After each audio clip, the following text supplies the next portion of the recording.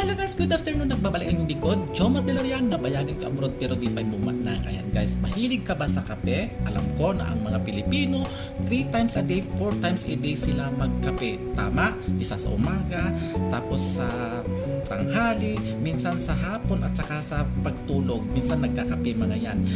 So ito ang kwento o tips ko sa inyo or tips health para sa inyo.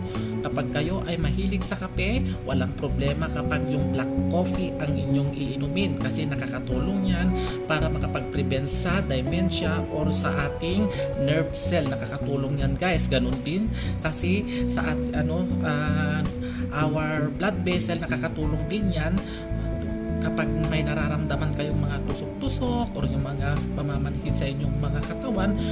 Nakakatulong yan kasi anti-inflammatory din yan.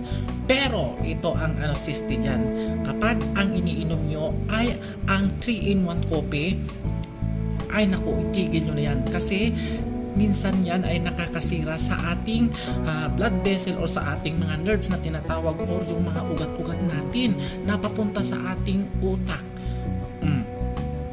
Bakit? Kasi ang instant coffee ay napakaraming asukal yan at ang mga flavor niya ang dahilan kung bakit nakakasama sa ating health ang instant coffee. So ayan ang ating balita ngayong hapon.